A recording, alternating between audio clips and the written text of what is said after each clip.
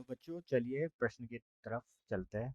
एक कण 25 सेंटीमीटर त्रिज्या के वृत्तीय पथ पर 10 मीटर प्रति सेकंड की रेखीय चाल से चक्कर लगा रहा है। इसका आवर्तकाल ज्ञात कीजिए। तो सर्वप्रथम हम चलेंगे किस पर? मुख्य अवधारणा पर।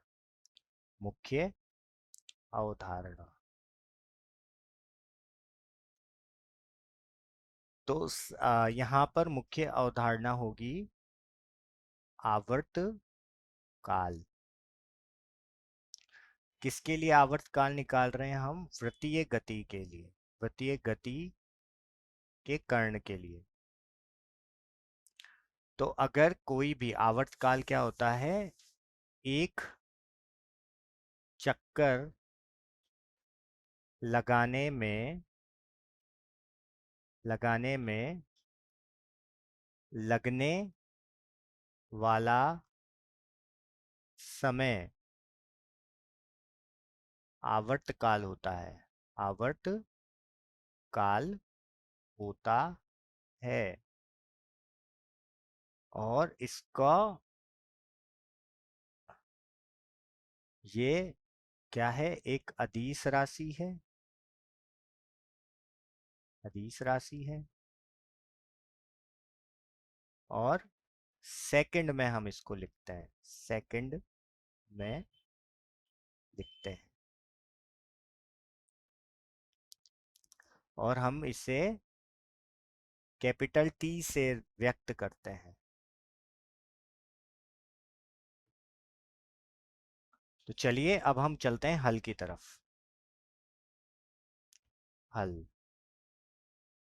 तो सर्वप्रथम हम यहाँ पर देखते हैं कि हमें क्या क्या दिया हुआ है।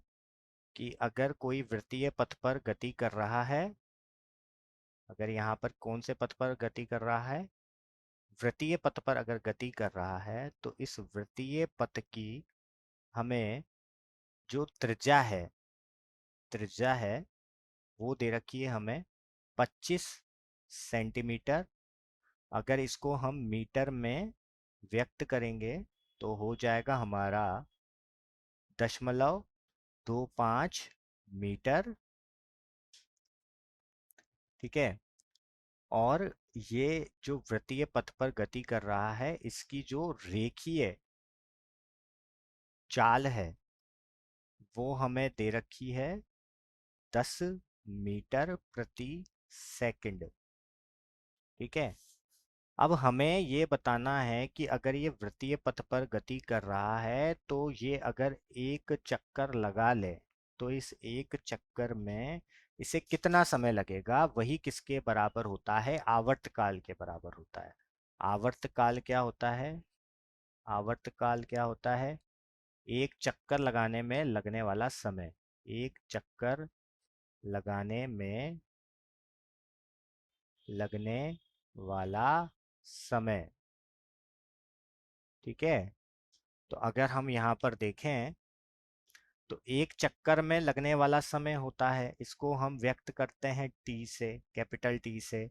तो इसका जो 2 पाई अगर हम लिखें यहाँ पर, ठीक है, तो अब हम किसको व्यक्त करने वाले हैं यहाँ पर? जो हमारा टी दे रखा है उसको। तो जो टी है मतलब वो किसके बराबर होता है? 2 पाई बटे ओमेगा के। बच्चों यहाँ पर ओमेगा कोणीय वेग है। ठीक है। कोणीय वेग है।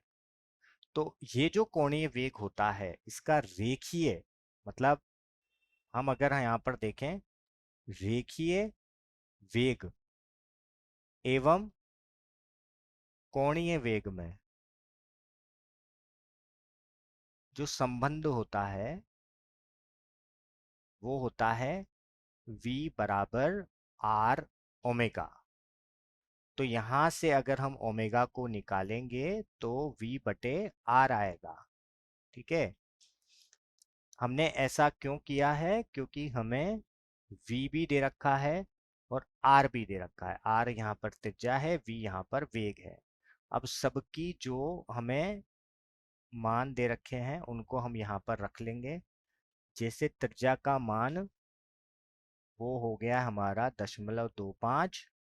और अगर हम देखें यहाँ पर वेग, चाल का मान हो गया यहाँ पर 10। ठीक है,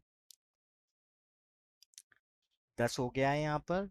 तो अगर हम यहाँ से इसको पूरे को अगर हम यहाँ पर हल करेंगे, तो जैसे आ, इसको 5 बार और इसको काट देंगे हम 5 बार, और यहाँ से पॉइंट हटा देंगे नीचे।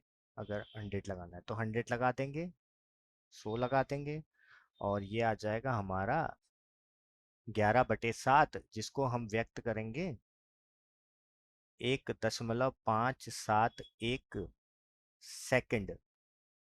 तो ये हमारा क्या होगा, उपयुक्त उत्तर होगा। मैं आशा करता हूँ आपको समझ आया होगा। धन्यवाद।